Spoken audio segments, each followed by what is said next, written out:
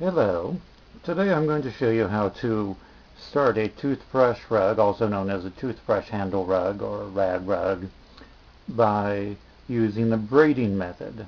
The other method you can use is a chain stitch. I've chosen to use the braiding method because I'm making this rug. It'll be a very small one, just about 8 inches, as a gift for a friend who wants a little puppy rug. And the braid way of starting the rug, although a little bit trickier if you're new to this, produces a tighter center. So that's why, even though I'm trying to bend down so you can see my face here, I've got the camera primarily aimed at my hands. Now, instead of taking 3 strips to braid, what I do is I take 2. I take one shorter one and I fold it in half and I cut a notch in it. And this is the same way that you cut a notch in the ends of any normal piece, like you see here, one I've already cut, when making a toothbrush rug. So then, just like when you're doing that, you put the new on top and the old on the bottom, and you come up from underneath.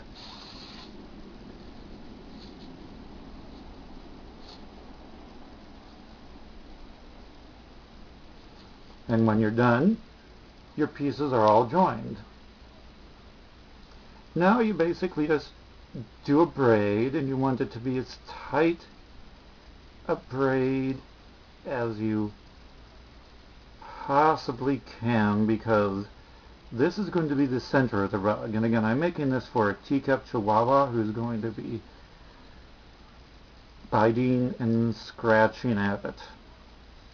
So I really need the center to hold together well. That's also why I've chosen this particular fabric, which is so dense and durable you could practically make a tent out of it. Now, for a round rug, a start this long, just a little bit more than 1 inch, is fine. So I'm going to tie off my braid here at this point and create my first thumb loop in the process.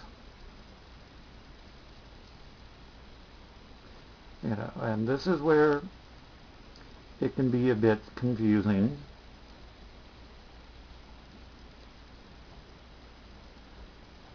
And how you tie it off and how you create your first thumb loop, or even how you join the strips together, doesn't really matter so long as you wind up with a braid, a loop you can stick your thumb through, and a strip with your needle. Now, the hardest stitch when starting a rug is always the first. Now, what I'm going to do is I'm going to advance one beyond the one next to my thumb loop. So I'm going to insert the needle under here, come up through there, and then just twist the thumb loop over. Now, that's slightly different from the normal toothbrush rug stitch, but what we'll see is that, like magic,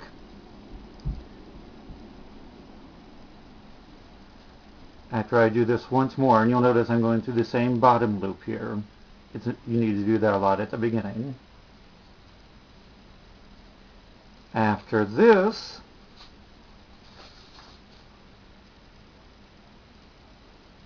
I have my 4 loops. My bottom loop, my middle loop, which you always ignore, my top loop, and my thumb loop. Now, see how far it's leaning back? Because of that, I'm still going to go through the same base again.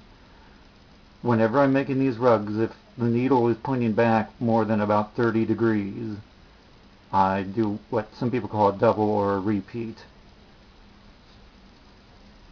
And then I go up around here, pull it on through, and proceed to the next loop. And from here, it's pretty much your basic toothbrush handle rug process. It gets a little bit tricky around the corners, and I'm hoping that I can work up to one of those here pretty quickly so you can see that. But really all that's involved or different there is, instead of just doing one repeat or one double, sometimes you have to do a triple or even a quadruple loop when you get around to the corners, which is just what I'm going to be doing now. Now I think I can get one more stitch before I have to join one, but you'll notice I'm going through the same base loop or bottom loop. However you call it, it's the same difference. Twisting the thumb loop over, pulling it through, and now I'm ready to add another strip to it, which of course I already have prepared. I have a notch cut in it. I always prepare most of my fabric with the notches before I even start the rug. My mother's the opposite. But for me, that's the easier way. Now again, when you're joining new to old, it's just very logical. The old loop or the old strip goes on the bottom, the new on the top, and you bring the needle up through the bottom and the top, pull until you have a nice tight juncture. And the tighter you make this, the easier it will be to pull through the stitch. So, we're at a corner. That means we need to do this again. And so we do. You'll also notice I'm doing very tight stitches. That is my style. My mother makes looser ones. My grandmother made tighter ones still. But again, given that I'm making this for Chihuahua, I'm aiming to make this rug so tight that if you sprayed silicone spray on it at the end, it could be waterproof. Now that's the third stitch I've done to try to come around this corner. And some people at this point would even go for fourth.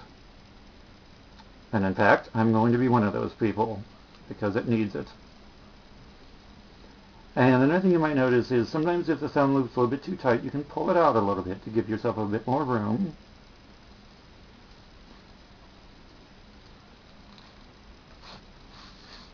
Now at this point, I'll be able to advance to the next stitch, or the next bottom loop, I mean. Or maybe, nope, I need to keep going through that base loop. That's the great thing about this craft is there's guidelines, but you do what works. You do what works, and if going around the corner the first time you have to put 5 or 6 stitches through the same bottom or base loop, then that's what you do. Now this time I really am going to proceed to the next one. Twist it around. Come up.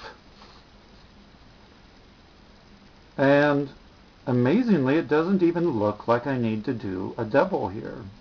So I'm not going to. I'm going to go ahead and move on to the next stitch.